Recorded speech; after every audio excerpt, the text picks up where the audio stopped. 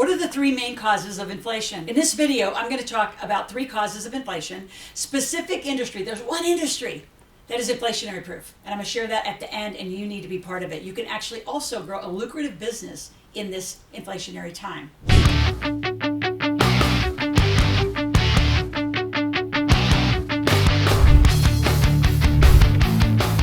So the three things I'm going to talk about today, I'm going to talk about what drives inflation, who benefits from inflation, which might get you a little irritated when I tell you who actually benefits, because it's not you. And then number three, I'm going to talk about that industry, the one industry only in inflationary periods that you can win and they win, and it's price fixed.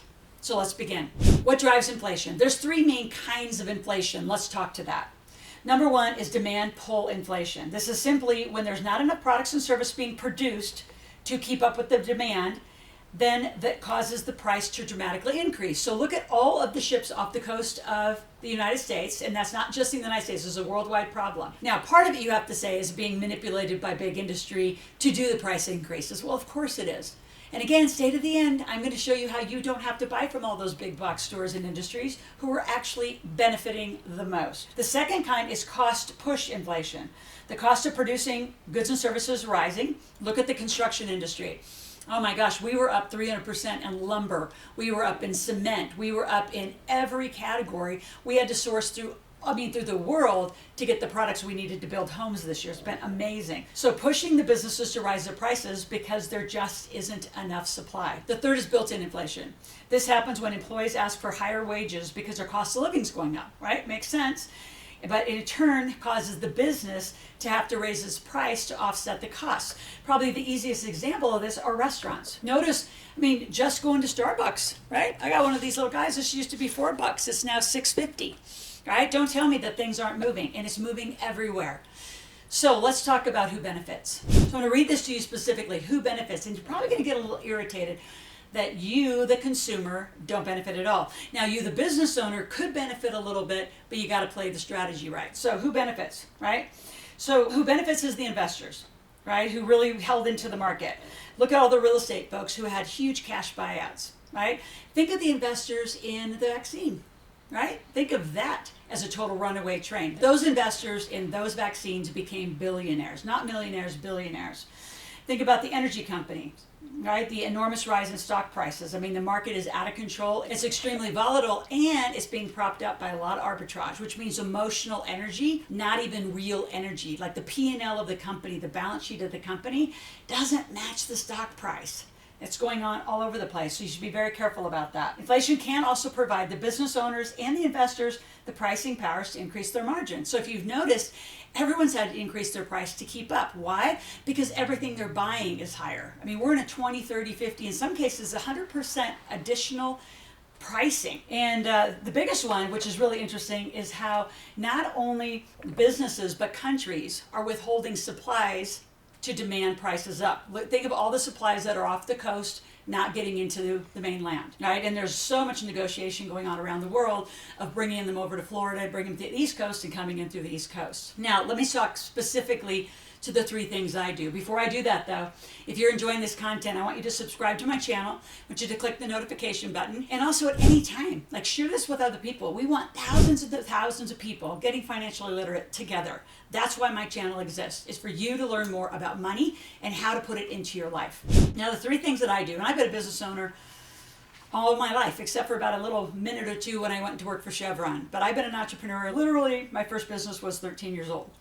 So, and I'm just, a little older than that now. So three things that I do specifically. I strengthen my pricing power, I forecast my spending, and I really pay attention to my contractor and employment agreements. So let's start at the beginning. So strengthening your pricing power. This can happen in many, many ways, right? As everything else in the market is moving up. Again, average increase in inflation right now is 20, 30, 50% in a lot of pricing.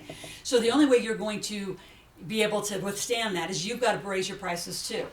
So I always talk about pricing with my new entrepreneurs and business owners. I think you should price fair and a little high into the market. You want to provide the value. You can bundle more things for more fulfillment on the backside. I look at my real estate companies. I have landlords. We're doing it in some of my apartments where every month we're just starting to raise the rent. $10, $20, $50.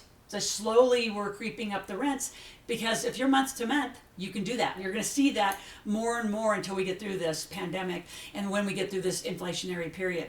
And it's not going to go away like soon.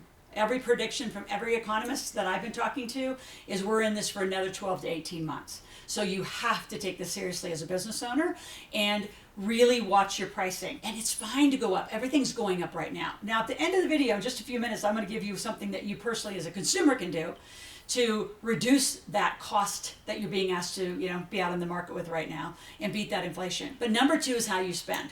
Right? So number two, how you spend your money, how you forecast is what I call that. I don't believe in budgets. They're like diets. No one does them. So just eliminate that word from your entire vocabulary. So when you forecast, you're thinking, how do I spend my money? And one of the biggest mistakes business owners do, and I just had one of our big table sessions in Vegas, and I don't know how many people in the room raised their hand when I said, are you spending that when an invoice comes in, you immediately pay it? I'm going to start coaching you and educating you on how to spread out those payments weekly. So yes, instead of doing twice a month bill paying, which is what a lot of people do, and that's really an old-fashioned thing, you need to cash flow manage by paying bills and set them what's week 1, what's week 2, what's week 3, what's week 4. So you actually spread out your spending and your expenses through the month. So your income's your income. That's a whole nother conversation. I'll teach you how to make money all the time. For inflation, you've really got to watch your spending and hold your cash as long as you can. Which also brings me to, I just got to put this in. You can search in my channel for the EIDL loans that end December 31st, 2021. And then when that ends, if you're listening to the video, then we can help you get funding sources. I have 28 banks that we work with to get you funding. It's critical. I'll give you that link in a little bit. Just a quick comment on employment and independent contractor agreements. When inflation hits, so you don't have to have every 90-day or 6-month or reviews on a regular basis, I would put in 12-month, 18, 24 months of stable salaries or contract retainers per month. You really got to lock that, because otherwise you're going to have a workforce that's going to expect more pay in a time where you're trying to manage your costs as much as you can and raise your prices. The employment side of your human capital does not need to take a lot of this, but you got to renegotiate and also put them on a lot of incentives. If they work more, the company makes more, they make more. Right? Have that be where you actually can give them, more money and raises. Now, to you, the consumer, before I end, I have a website. It's a link, askloral.com/beat-inflation. The only place that price fixing can happen that I've seen, and I've talked to so many experts, is in direct sales companies. So I know a lot of you have this aversion. Oh my gosh, I don't want Amway and I don't want soap in my garage. I'm not asking you to. So I use many direct sales companies, from my laundry detergent to my dishwashing soap to my cleaning products to wine to facial products. I buy a lot from direct sales because they can't increase their pricing. So learn more. Go to askloral.com/beat-inflation. In addition to that, there's going to be an application. If you want to work with me and really learn how to live corporate life and live like a millionaire, I'd love to help you. We'll learn more. See you tomorrow.